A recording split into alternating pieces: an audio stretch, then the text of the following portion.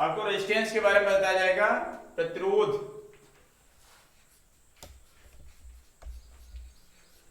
प्रतिरोध पहले, सबसे पहले आप इसका प्रतीक जानिए क्या होता है रेजिस्टेंस का। ये देख रहे हैं, ये प्रतिरोध का प्रतीक है, जिसे आप इंग्लिश में रेजिस्टेंस बोलते हैं। प्रतिरोध, जैसे हमारे पास कई प्रतिरोध हैं, प्रतिरोधों को हम क्या करते हैं, संयोजन करते हैं। तो प्रतिरोधों को संयोजन करने की आपके सिलेबस में मुख्य दो विधियां दी गई हैं। पहला सिस्टम दिया गया है श्रेणी क्रम, श्रेणी क्रम इन सीरीज पैटर्न। श्रेणी क्रम में प्रतिरोधों को कैसे जोड़ते हैं, हमारे पास समझ कीजिए दो या दो से अधिक प्रतिरोध हैं, उन प्रतिरोधों को हमको श्रेणी क्रम में जोड़ना है। तो श्रेणी क्रम में जोड़ें कैसे, या श्रेणी क्रम में जोड़ेंगे तो जो तुल्य प्रतिरोध होगा उस तुल्य प्रतिरोध की वैल्यू कितनी होगी। सबसे पहले हम क्या करते हैं, जैसे एक प्रतिरोध लिए, एक प्रतिरोध लगा दिए, एक इंड से दूसरा प्रतिरोध आप लगा देंगे,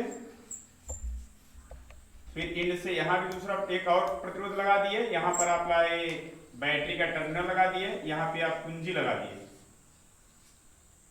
ये मान लीजिए आपका R1 है, ये R2 है, ये R3, ये प्रतिरोध है। इसमें धारा सपोज कीजिए I बह रही, जो धारा I चलेगी वो R1 में भी जाएगी, R2 में भी जाएगी और R3 में जाएगी। यही धारा पूरे परिपथ में होके बहेगी। आप जानते हैं कि अब इसमें कोई तीन प्रतिरोध आप जोड़ दिए, R1, R2, R3, तो पूरे परिपथ का तुल्य प्रतिरोध कितना होगा। पूरे परिपथ का तुल्य प्रतिरोध निकालने के लिए हम करेंगे क्या, सबसे पहले आप ओम का नियम, ओम का नियम क्या कहता है, V इक्वल टू IR। हाँ, V इक्वल टू क्या होता है, IR।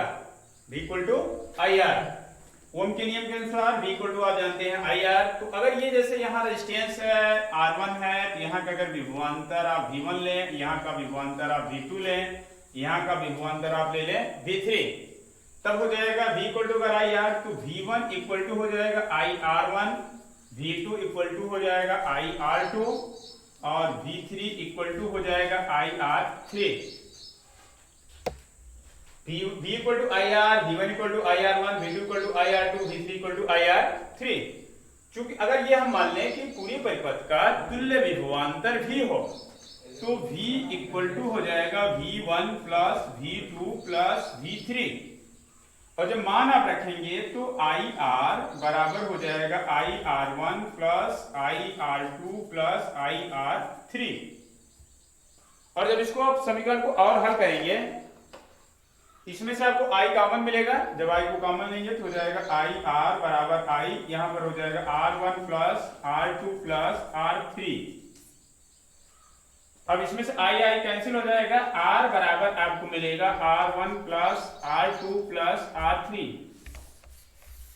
ये श्रेणी क्रम में जोड़े गए प्रतिरोधों का, श्रेणी क्रम में जोड़े गए प्रतिरोधों का तुल्य प्रतिरोध का मान आप इस समीकरण से निकालेंगे। श्रेणी क्रम में जोड़े गए प्रतिरोधों के तुल्य प्रतिरोध का मान इस समीकरण, इससे हमको लाभ क्या हुआ, सबसे पहले हम ये जानेंगे।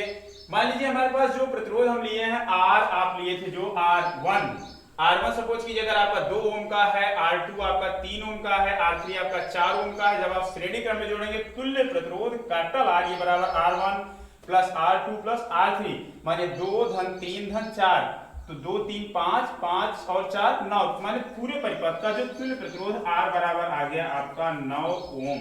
मतलब अगर हमारे पास प्रयोग में छोटे छोटे प्रतिरोध हैं, हमको बड़ा प्रतिरोध चाहिए, छोटे छोटे प्रतिरोध हैं, हमको बड़ा प्रतिरोध चाहिए। बड़े प्रतिरोध को प्राप्त करने के लिए हमको इन छोटे प्रतिरोधों को श्रेणी क्रम में जोड़ना पड़ेगा। इससे हमको तुल्य प्रतिरोध जो मिलेगा उसका जो इसमें छोटे छोटे प्रतिरोध दिए गए हैं उनसे उसकी वैल्यू इसके योग के बराबर होगी। अब आप इसका दूसरा पैटर्न आप जानेंगे, समानांतर क्रम, प्रतिरोधों का समानांतर क्रम संयोजन।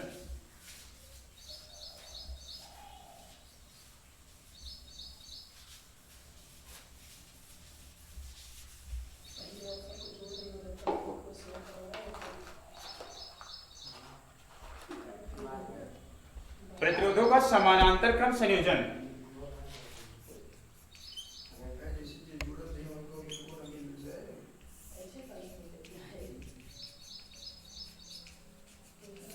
प्रतिरोधों का समानांतर क्रम संयोजन क्या होता है, प्रतिरोधों का समानांतर क्रम संयोजन में जितने भी प्रतिरोध जो जैसे आप उसमें लिए थे तीनों प्रतिरोध, तीनों को आप पहला रख दिए, ये अगला प्रतिरोध आपने रख दिया, फिर यहाँ एक प्रतिरोध रख दिए, इसका एंड एक सिरे से जोड़ दिए, ये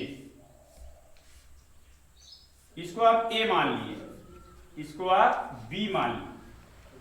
जब लाएंगे इसको आप बैटरी से जोड़ेंगे, यहाँ माइनस टर्मिनल, ये प्लस टर्मिनल, यहाँ पर एक कुंजी लगाएंगे, या तो आप एक बंद परिपथ बन जाएगा, यहाँ से धारा चलेगी, ये धारा आपकी मान लीजिए आई जाए, परिपथ में बहने वाली धारा कितनी है आई। जब ये धारा आई चलेगी बिंदु ए पर आएगी तो ये धारा यहाँ भी जाएगी, R1 में भी, ये सपोज कीजिए R1 है, ये आपका R2 है, ये आपका R3, तो धारा R1 में भी जाएगी, R2 में भी जाएगी, R3 में जाएगी। इसमें बहने वाली धारा सपोज कीजिए I1 है, इसमें बहने वाली धारा I2 है, इसमें बहने वाली धारा I3। और जब ये बिंदु B पर आएगी तो ये यहाँ पर संधि है, तो यहाँ पर धारा मिल जाएगी और ये पूरी धारा फिर बन जाएगी I। इस तरीके से जो धारा I चली वही प्रतिरोध R1 में भी गई, R2 में भी गई, R3 में गई। अब मान लीजिए इन तीनों प्रतिरोधों को जोड़ने से तुल्य प्रतिरोध जो बनता है उसके लिए समीकरण क्या होगा उसको हम अध्ययन करेंगे। अब ओम का नियम पढ़े हैं, V = IR और I बराबर हो जाएगा V/R। अगर हम यहाँ पे I1 की वैल्यू कैलकुलेट करना चाहें इसके अकॉर्डिंग तो I1 बराबर हो जाएगा V/R1। क्योंकि पूरे परिपथ का सभी प्रतिरोध समानांतर क्रम में जोड़े गए हैं, पूरे परिपथ का पूरे परिपथ का विभवांतर V ही होगा, तो I1 बराबर V/R1। ऐसे I2 बराबर हो जाएगा V/R2, I3 बराबर हो जाएगा V/R3। अब धारा चूंकि I यही जा रही है, I1 I2 I3 में बढ़ रही है, तो I बराबर होगा I1 + I2 + I3। जब इसको आप मान रखेंगे तो चूंकि देखिए I = V/R है, I1 = V/R1, I2 = V/R2, I3 = V/R3, तो यहां पर हो जाएगा I ये V/I क्या है, V/, याद देख रहे हैं, I = V/R, ये हो जाएगा V/R बराबर हो जाएगा V/R1 + V/R2 + V/R3। इसमें भी आपको कॉमन मिल जाएगा, जब आप V कॉमन लेंगे तो ये V से कैंसिल हो जाएगा, माने यहाँ पर आपका बचेगा V/R बराबर, यहाँ V कॉमन लेंगे तो वहां पर 1/R1 + 1/R2 + 1/R3। ये V से क्या कर देंगे, कैंसिल कर देंगे। जब V से आप कैंसिल कर देंगे तो यहाँ पर बचा आपका क्या, 1/R। फार्मूला आपका बना 1/R बराबर हुआ 1/R1 + 1/R2 + 1/R3। इससे आप तुल्य प्रतिरोध R का मान निकाल सकते हैं। सपोज कीजिए जो आप श्रेणी क्रम में तीनों प्रतिरोधों को लिया था, एक 2 ओम का, एक 3 ओम का, एक 4 ओम का, उसी को जब आप श्रेणी क्रम में जोड़े थे तुल्य प्रतिरोध आपको 9 ओम मिला। अब उसी को हम समानांतर क्रम में जोड़ने चल रहे हैं, देखिए तब क्या हो रहा है। जब आप इसको समानांतर क्रम में जोड़ेंगे तो 1/R, मान लीजिए R1 बराबर आप 2 ओम, R2 बराबर 3 ओम, R3 बराबर 4 ओम,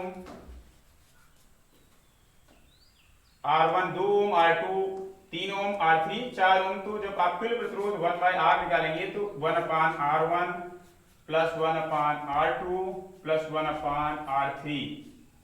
जब आप मान रखेंगे इसमें तो 1/R बराबर 1/2 धन 1/3 धन 1/4।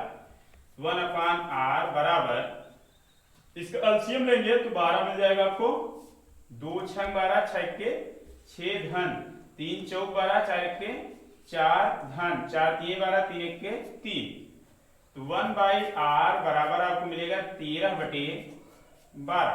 और जब R बराबर निकालेंगे तो हो जाएगा 12/13। आप देख रहे हैं यहाँ पर तुल्य प्रतिरोध 12/13 है। जब आप इसको हल करेंगे तो यह 1 से भी कम आएगा। इससे हमको लाभ क्या हुआ, लाभ क्या है, इससे आपको लाभ ये होता है, या लाभ है, ज्ञान है, जो भी आप समझिए इसमें हो क्या रहा है। जो जब आप समानांतर क्रम में जोड़ दिए तो जो तुल्य प्रतिरोध है उसकी वैल्यू जो सबसे छोटा प्रतिरोध इसमें उससे भी कम आएगा। मतलब कहने का क्या हुआ, मतलब कहने का ये होता है, अगर हमारे पास एक्सपेरिमेंट हम कर रहे हैं इलेक्ट्रिक में कोई, तो अगर हमारे पास छोटे प्रतिरोध नहीं है, हमारे पास बड़े बड़े प्रतिरोध है, हमको छोटा प्रतिरोध चाहिए, तो छोटे प्रतिरोध को प्राप्त करने के लिए हम उन बड़े प्रतिरोधों को जब हम पैरेलल सिस्टम में जोड़ेंगे, समानांतर क्रम में जोड़ेंगे, जो उसका तुल्य प्रतिरोध बनेगा उसमें जो सबसे छोटा प्रतिरोध होगा उससे भी उसकी वैल्यू घट जाएगी। माने श्रेणी क्रम में जोड़ने से तुल्य प्रतिरोध की वैल्यू सभी प्रतिरोधों के योग के बराबर आ जाएगी। लेकिन समानांतर क्रम में जब आप जोड़ेंगे तो जो तुल्य प्रतिरोध का मान होगा उसमें जो सबसे छोटा प्रतिरोध होगा उससे भी वैल्यू उसकी घट जाएगी। इस तरीके से आपको बताया गया प्रतिरोधों का संयोजन, कॉम्बिनेशन ऑफ रेजिस्टेंस, दो type in series, in parallel, श्रेणी क्रम और समानांतर क्रम।